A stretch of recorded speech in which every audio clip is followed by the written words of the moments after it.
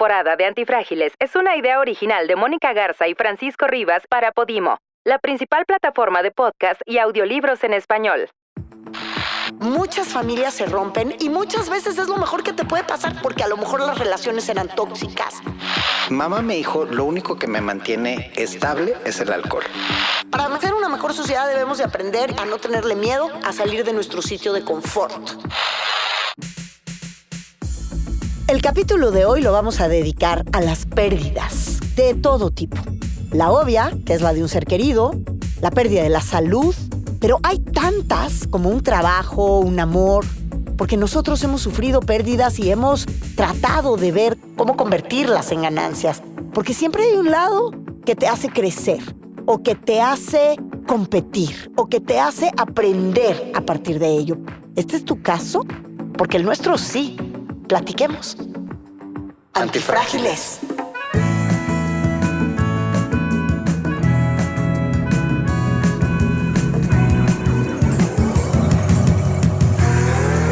Personas que se benefician de las crisis. Que prosperan, crecen al verse expuestas al cambio. Y que les encanta la aventura, el riesgo. Nosotros, Mónica, Francisco, somos eso. Antifrágiles. Fortalecidos por el caos.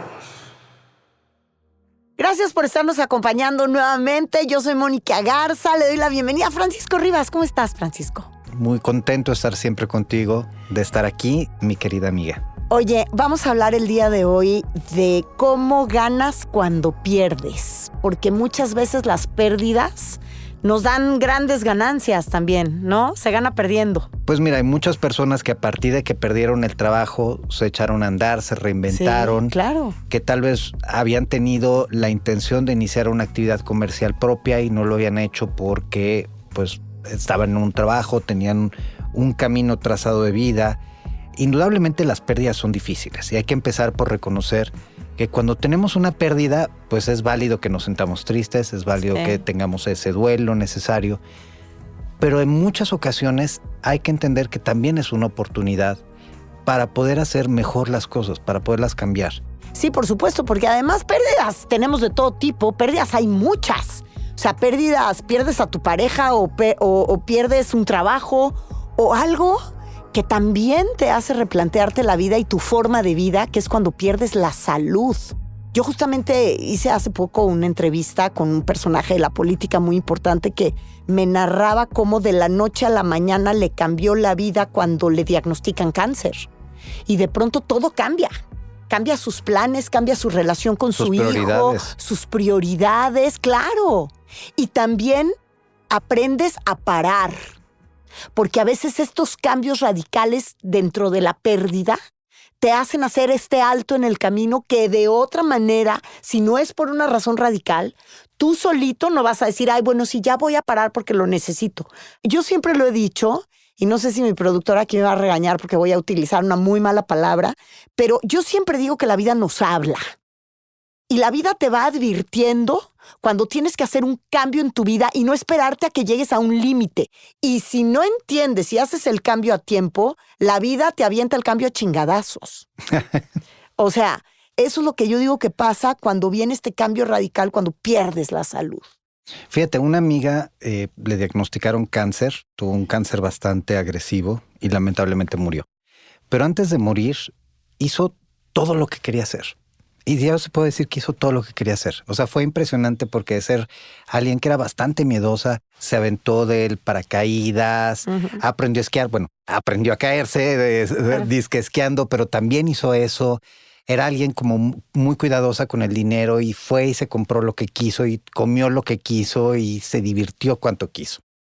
Fíjate que yo el año antepasado aprendí a saltarme todas las trancas en ese sentido que tú estás diciendo, porque mi papá murió en diciembre del 2021 y tenía EPOC.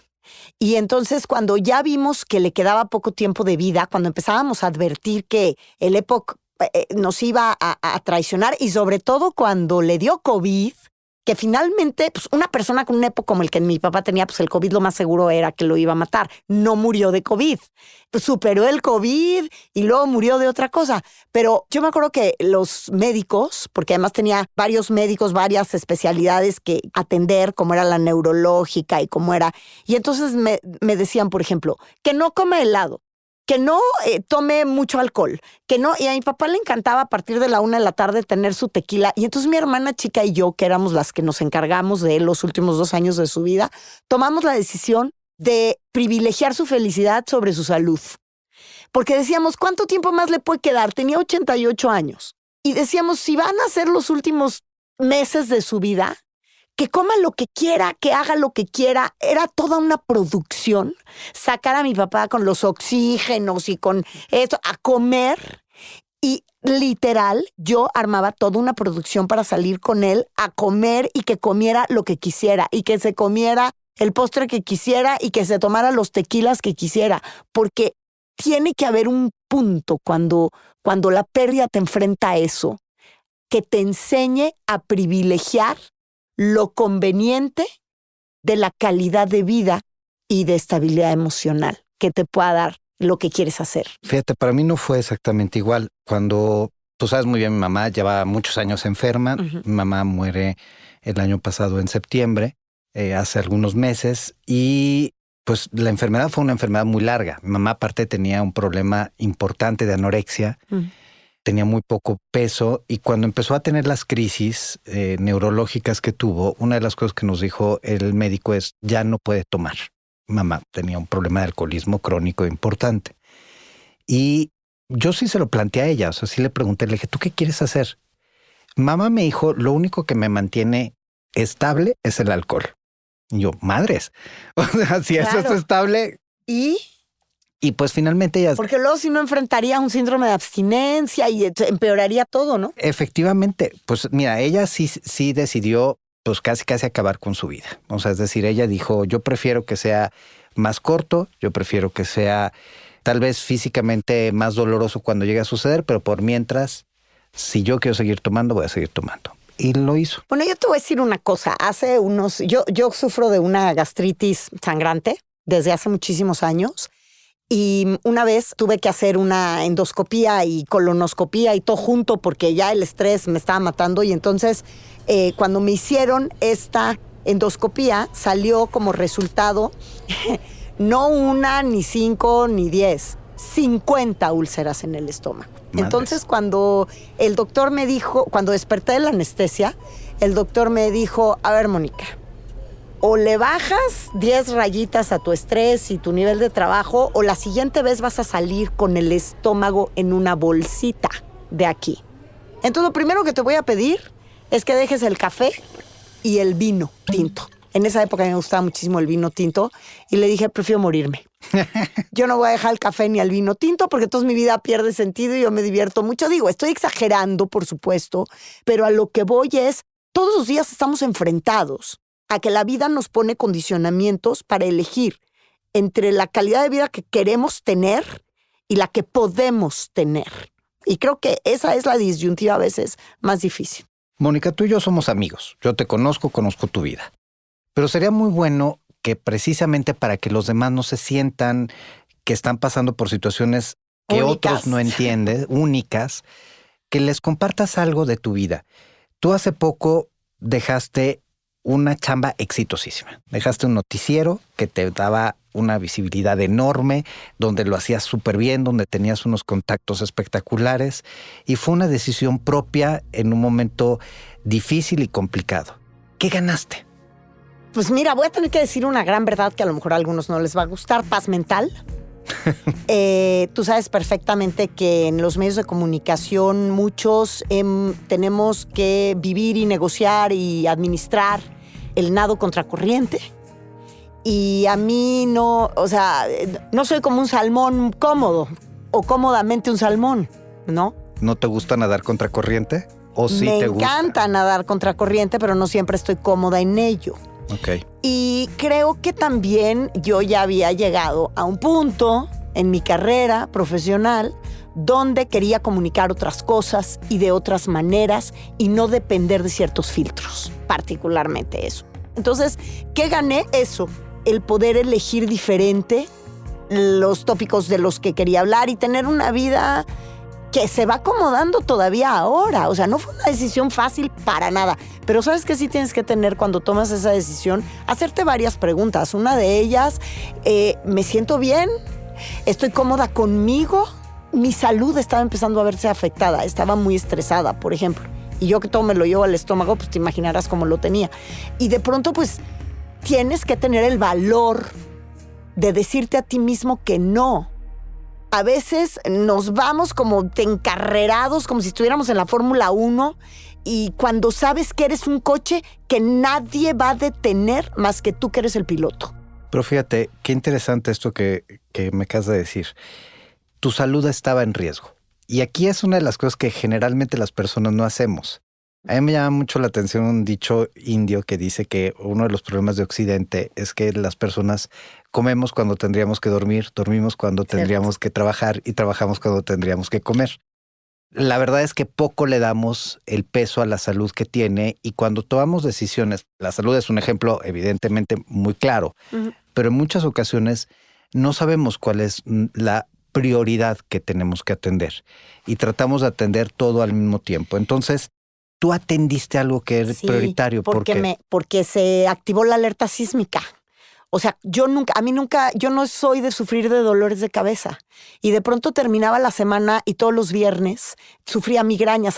Salía del noticiero y como por ahí de las 12 del día empezaba un dolorcito de cabeza que terminaba incapacitándome y yo, en vez de tener un viernes de salirme de fiesta y decir, ay, es viernes, acababa con las cortinas abajo y tal. Y como mi mamá murió de una forma muy dramática después de 6 años de estar totalmente incapacitada, sin poder ver, sin poder hablar, sin poderse comunicar con nosotros, porque mi mamá sufrió 8 infartos cerebrales. Voy a confesar aquí que uno de mis mayores miedos en la vida es sufrir un infarto cerebral, porque yo vi cómo las consecuencias fue acabando. Que mi mamá era una mujer, bueno, si tú me ves a mí a toda velocidad hiperactiva, mi mamá me daba 6 vueltas y de pronto se convirtió en una persona de ser completamente independiente, guapísima, en un vegetal, literal. Entonces, cuando yo empecé a sufrir mucho estas migrañas, y que no había que ser un médico neurólogo especializadísimo para saber que estaba... Que eran sucesivas al estrés. No, y que estaba ligado completamente con el estrés. Y yo tengo un antecedente de un síncope por estrés, ya. Entonces dije, esto no está bien. Tengo 55 años. Me encanta la vida que puedo tener en este momento. Soy deportista, voy, vengo. Pero si mañana me truena la cabeza, todo lo demás que pueda tener pierde valor. Perdón si lo pongo de esta manera, pero yo hay una caricatura que me encanta que se llama American Dad. Y hay un personaje que es chistosísimo, que es un extraterrestre. O sea, solo tú con los 49 años ves caricaturas, pero bueno. Gracias por recordarme que acabo de cumplir 49 años. Entonces, este personaje es un extraterrestre muy chistoso y se pone... Están en la casa, invaden unos asesinos y él se pone en la puerta a detenerlo y dice, ay, no podemos abrir la puerta. Probablemente pusieron el refrigerador. Y él dice, oh my God, this is a wake up call, ¿no? Esta es una llamada de atención. Sí. Las llamadas de atención hay que atenderlas. Y la mayor parte de nosotros no hace eso. Exacto. Y ahorita yo te escucho porque sí, está padre que tú digas, mi prioridad ya no estaba en el trabajo. Pero hay muchas personas que no tienen esa posibilidad. Hay muchos que no pueden decidir salirse de su trabajo porque tienen compromisos familiares. Que son la mayoría, ¿no? Y que son prioridades. Ahí sí son prioridades, porque dices, pues si yo hoy dejo de trabajar, no hay quien le dé de comer a mis hijos. Si yo hoy dejo de trabajar, no hay quien pague los seguros de salud. Y en un contexto como este, pues sí es muy difícil, porque hay que decirlo, pues estamos pasando por una inflación devastadora, por un tema de recesión económica. Y durante la pandemia, de nuevo esta maldita pandemia, pues sí tuvimos una pérdida importante de trabajos, de negocios que tuvieron que cerrar. O sea, pues simple y sencillamente el empleo informal aumentó en nuestro país, es decir, el empleo que no está ligado a los sistemas de salud, de seguridad social, que no paga impuestos, pero que tampoco genera las condiciones de desarrollo y de riqueza. 300,000 personas sufrieron desempleo entre 2021 y 2022. Imagínate. Y otras de desempleo autoimpuesto. Es que en mi caso no quedé en el desempleo porque yo sigo Renunciaste. trabajando o sea, renuncié a ese espacio, más no a mi trabajo en esa empresa para la que sigo haciendo muchas cosas, ¿no? Pero también son decisiones, es que al final del día son decisiones que tienes que tomar, como cuando dejas a una pareja. Cuando me divorcié, ahora sí me da risa decirlo, pero cuando me divorcié la última vez, me costó muchísimo trabajo tomar esa decisión, muchísimo trabajo, y no porque no lo quisiera dejar. Yo duré 6 años casada en ese matrimonio y desde el primer año me di cuenta que la había regado, que me había equivocado, que nunca me debí casar y me aguanté porque dije, ¿con qué cara le voy a decir al mundo que me voy a volver a divorciar? Si ya llevaba 2 divorcios. O sea, es que ves, empiezas a cumplir con las expectativas de los demás Y no con te lo que tú pasas por necesitas. encima a ti mismo. Y entonces, ¿qué cambió ahí? Claro, tenía miedo a la soledad, pues había muchas cosas, pero gané libertad. Yo siempre lo pongo como en una fotografía bien clara. Empecé a dormir al centro de la cama y acepté que me sentía bien siendo la única dueña de la cama. Porque durante un tiempo, recién divorciada, es que imagínense ustedes eso, o sea, pónganlo en su cabeza como esta imagen. Durante un tiempo, el duelo, en mi caso, y seguramente a muchos les ha pasado, yo me quedaba durmiendo En el mismo lugar. En el mismo lugar y no me movía porque del otro lado de la cama solía haber alguien. Entonces tienes como ese respeto a ese espacio en el que había alguien y ahora no hay nadie y quién sabe si alguien más va a llegar algún día. Y entonces un día dije, no, ya me tengo que apoderar de la cama y me fui a dormir al centro de la cama. Y es como irte a dormir al centro de tu vida. Y dices, ya no quiero que esto esté determinado porque tengo un matrimonio o porque tengo un novio o una novia o lo que tengas. Y tú ponerte al centro de la atención de tu vida y ni modo. Hay decisiones dificilísimas. Pero mira lo que ganaste. Pues sí, gané estar haciendo un podcast contigo, por ejemplo. Y ganamos un espacio en donde podemos enseñarle a otros que no están solos. ¿Y qué es decir? ¿Y qué pasa? Y que una de las cosas que yo aprendí por ejemplo, tú sabes que hice el Camino de Santiago, el más duro de ellos el año pasado, que es el Camino del Norte, que vas por toda la costa vasca y que el panorama es hermosísimo, pero el reto físico es inmenso porque las cuestas son empinadísimas y de verdad a mí si me hubieran avisado que me iba a romper, porque les llaman rompepiernas en España, a estas cuestas muy pronunciadas. Si me hubieran avisado qué tan pronunciadas iban a ser, y mira que No soy lo buena hubieras hecho. caminadora, no lo hubiera hecho. Pero una de las cosas y además es un camino súper mal señalizado, te pierdes muy fácilmente. Yo me perdí como 5 veces de manera radical y mala onda, porque estaba en el bosque, sola, lloviendo, a punto de oscurecer, no, todo mal. Y de la nada, siempre salió alguien que me dijo, ¿usted viene haciendo el Camino de Santiago? Sí, por aquí no es. Y no nos damos la oportunidad de perdernos a veces. Y no nos damos la oportunidad de que alguien salga a rescatarte. No permites que te rescaten. Muchas veces no nos rescatamos a nosotros mismos porque no nos lo permitimos ni siquiera.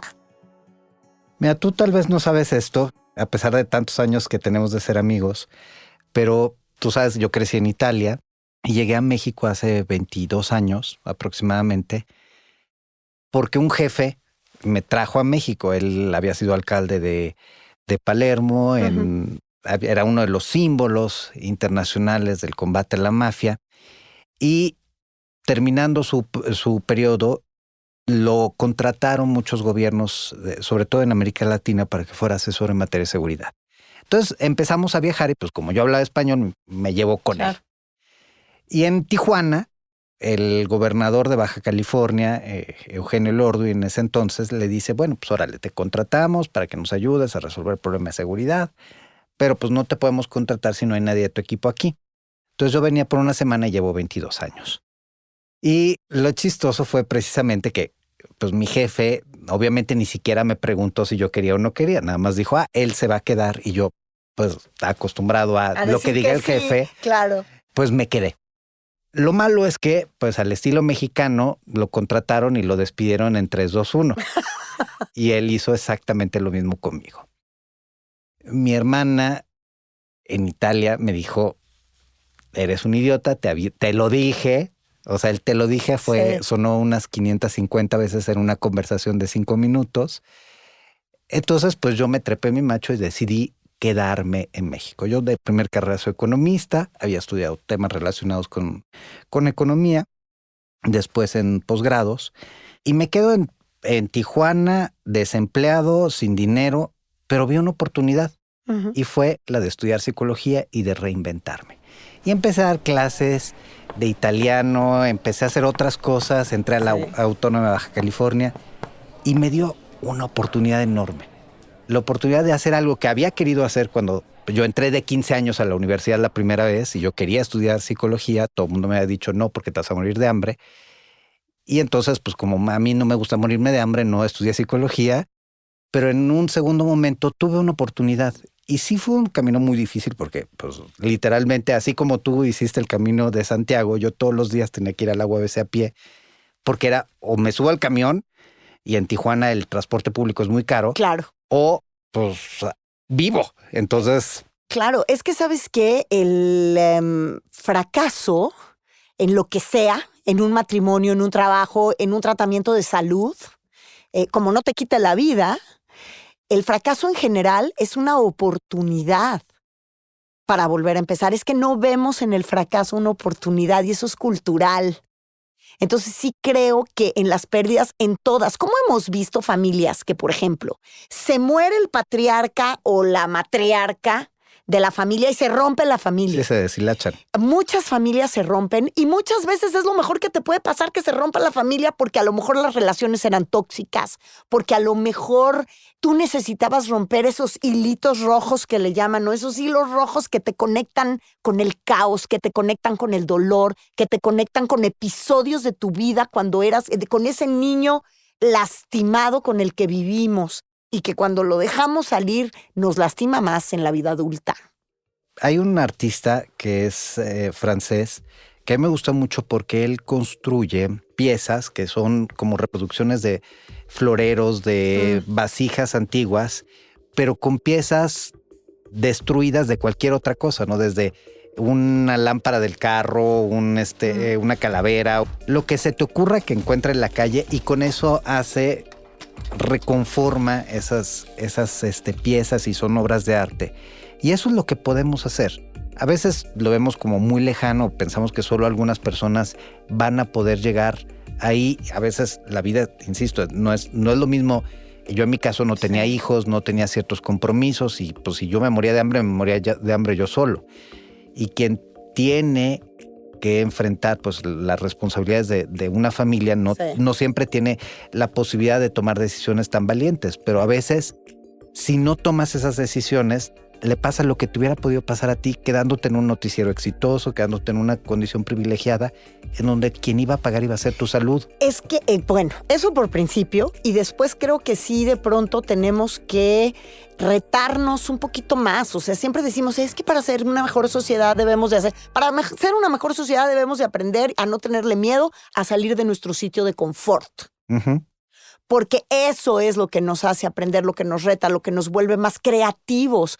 A veces hay quien prefiere dejar dormida la creatividad y es el peor crimen que tú te puedes imponer a ti mismo. Cuando dices, bueno, pues está bien, voy por mi quincena segura y entonces, y tengo el machote del guión y habrá quien me escriba. Y pues, yo me acuerdo que una colega mía muy querida que luego cambió radicalmente de giro y se fue hacia la política, pero yo creo que al final de su carrera como comunicadora decía, ay, a mí me vale, yo ya llego a leer el prompter.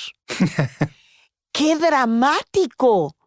Cuando fue una de tus grandes pasiones en la vida, investigar, alimentar tu curiosidad, incidir, señalar, cuestionar, y de pronto que digas, ay, la verdad yo ya me vale, llego a leer o sea, imagínate, es como tú aceptar, uno, que te cortas las alas, cortártelas a ti misma. Dos, cortar tus pasiones. Pues entonces eres un cadáver que camina.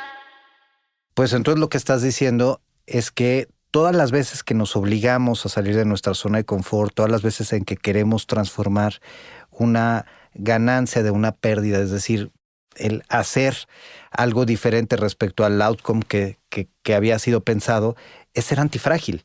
Totalmente. Es que en realidad somos más antifrágiles de lo que nos lo reconocemos. Somos antifrágiles y eso es lo que nos hace más fuertes. Fíjate, luego vamos a hablar de otros temas, de temas que yo tengo mucho en el corazón. Uno de ellos es la violencia familiar, pero precisamente creo que ahí hay un nicho de oportunidad. Yo hace muchos años tuve una paciente que cuando llegó a terapia, la primera vez pues llegó con un ojo negro. Y ella, formada en escuela privada aquí en la Ciudad de México, el marido formado en escuela privada aquí en la Ciudad de México, eran del sur del país. Y pues tú como psicólogo no puedes preguntar no puedes asumir nada, le tienes que preguntar a qué viene. Y su respuesta fue, es que mi marido ya me pega mucho.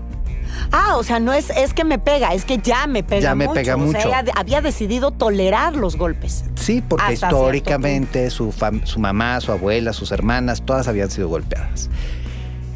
Tomar la decisión de dejar a su marido fue muy difícil. Cuando la tomó, ella sufrió mucho. Y sufrió mucho porque el miedo que tenía a ser rechazada por su familia, y fue rechazada por su familia. Y al ser rechazada por su familia, pues le cortaron también fondos. No tuvo el apoyo que debió haber tenido. Y en un país como el nuestro, donde hay muy poco apoyo hacia la mujer, pues le costó mucho salir adelante con sus hijos, sin el marido, abrir por primera vez una actividad empresarial. Y hoy te puedo decir que es otra persona, hasta físicamente. La ves y es otra persona. Sí hay una posibilidad, sí podemos sacar la antifragilidad que tenemos. Sí, por supuesto que sí. Me hiciste recordar mucho mi historia. Cuando yo me divorcié la primera vez, mi papá me dijo, ¿pero por qué te vas a divorciar si es un muy buen muchacho y tienes un departamento muy bonito y te da todo lo que necesites? Y mi argumento fue porque no soy feliz con él. Y me dijo, es que no entiendo a qué te refieres por todo lo que él me acaba de describir.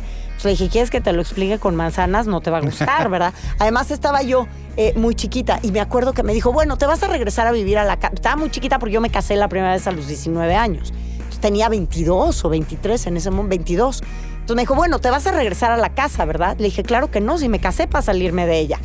Entonces me dijo, en ese momento me cortó su apoyo. O sea, porque me dijo, yo te ayudo en todo si te vienes a vivir a la casa de nuevo. Le dije, yo no voy a venir a vivir a la casa porque yo me casé para salirme de tu casa. Se lo dije así. Y me cerró la llave. Y no porque me diera dinero, él no me daba dinero, pero sí me podía ayudar a conseguir un trabajo o a... Sí, abrirte, y en ese hacerte momento más fácil la vida. Me cerró ¿y sabes qué? Me cerró la llave y me abrió las alas. Porque ahí es donde creo que yo comencé a volar. Ahí es donde ganaste. Ahí es donde gané. Perdiendo. Con esa pérdida. Sin duda que sí. Pues ya se nos acabó el tiempo otra vez. Pero bueno, tenemos más temas, más cosas que compartir. Tocaste un tema ahorita con tu paciente que creo que es la codependencia. Y eso es algo a lo que le tendríamos que dedicar un capítulo. Gracias a todos los que nos escuchan. Te quiero.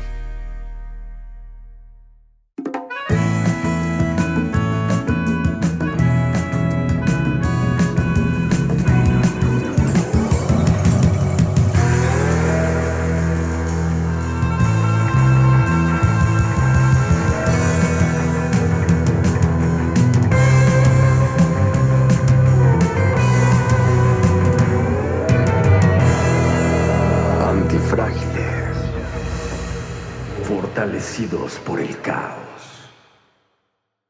Esta temporada de Antifrágiles es una idea original de Mónica Garza y Francisco Rivas para Podimo, la principal plataforma de podcast y audiolibros en español.